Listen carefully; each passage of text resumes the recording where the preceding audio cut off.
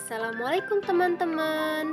Kembali lagi bersama Miss Zahra. Dalam video kali ini kita akan belajar pertumbuhan dan perkembangan tumbuhan.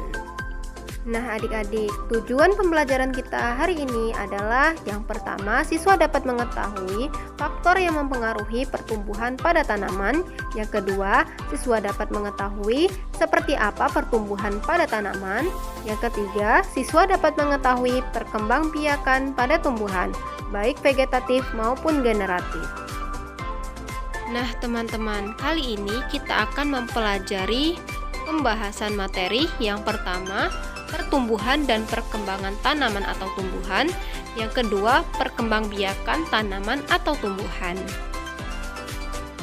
Oke, sebelum kita ke materi, Miss Zahra ingin bertanya nih, siapa di sini yang halaman rumahnya ditanami tanaman?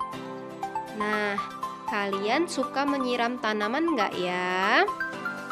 Tanaman juga butuh air loh teman-teman, karena air bisa mempengaruhi pertumbuhan dan perkembangan tanaman. Tanaman memiliki banyak manfaat bagi kehidupan kita. Oleh karena itu, kita harus selalu menjaga kelestarian tanaman. Merawat tanaman merupakan salah satu kegiatan menjaga alam ya teman-teman.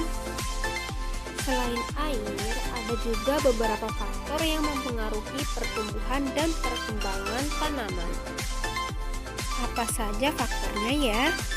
Apa itu pertumbuhan tanaman? Apa itu perkembangbiakan tanaman? Yuk, sama-sama kita simak materinya ya.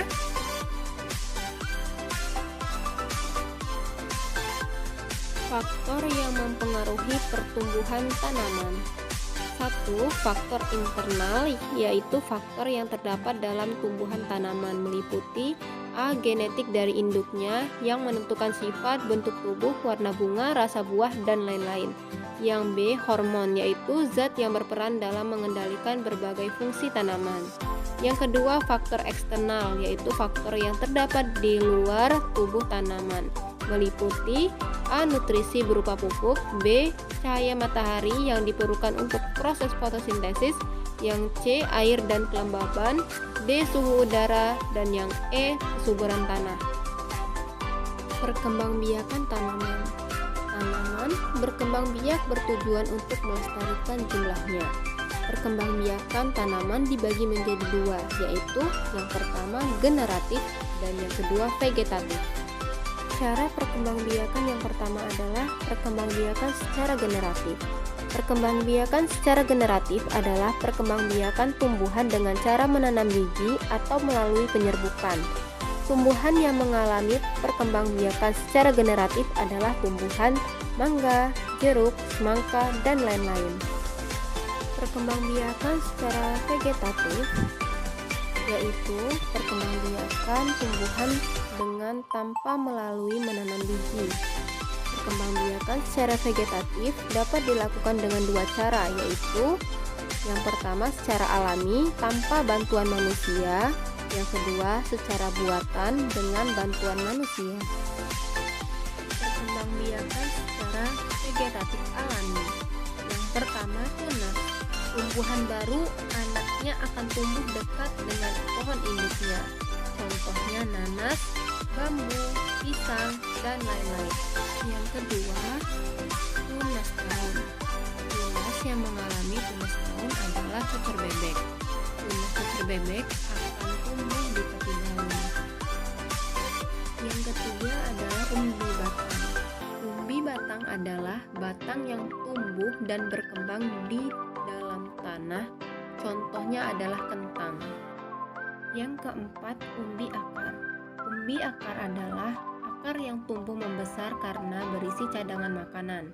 Contohnya wortel, singkong, dan lain-lain.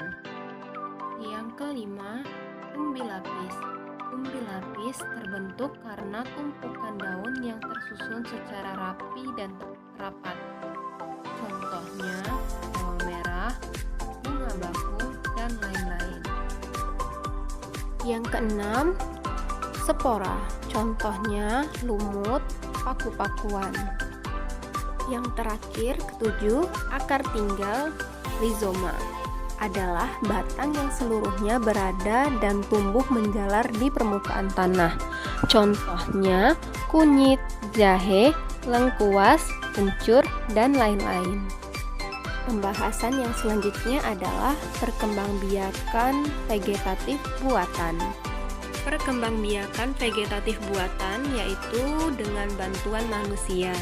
Yang pertama, mencangkok adalah perkembangbiakan dengan cara mengupas kulit batang dan membungkusnya dengan tanah agar tumbuh akar pada bagian tersebut. Tumbuhan yang dicangkok harus memiliki batang kayu seperti pohon mangga, rambutan, nangka, dan lain-lain. Yang kedua, stek. Stek adalah perkembangbiakan dengan cara memotong bagian tumbuhan, kemudian ditanam langsung ke tanah. Contohnya singkong. Yang ketiga, menyambung atau disebut juga dengan mengentel.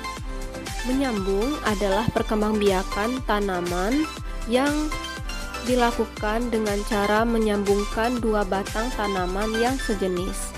Contohnya pohon mangga, rambutan, dan lain-lain. Yang keempat, okulasi, disebut juga dengan menempel. Okulasi adalah perkembangbiakan tanaman dengan cara menempelkan tunas baru pada batang lain, tumbuhan yang masih sejenis. Contohnya mangga, rambutan, dan lain-lain. Yang kelima, merunduk. Merunduk adalah perkembangbiakan dengan cara membenam bagian batang tumbuhan ke dalam tanah dan mempertahankan posisi ini sampai tumbuh akar pada bagian batang tumbuhan. Contohnya tanaman stroberi. Nah teman-teman, demikianlah video pembelajaran yang dapat Miss sampaikan. Semoga penjelasannya bermanfaat ya. Tetap jaga kesehatan, tetap semangat, tetap belajar. Wassalamualaikum warahmatullahi wabarakatuh.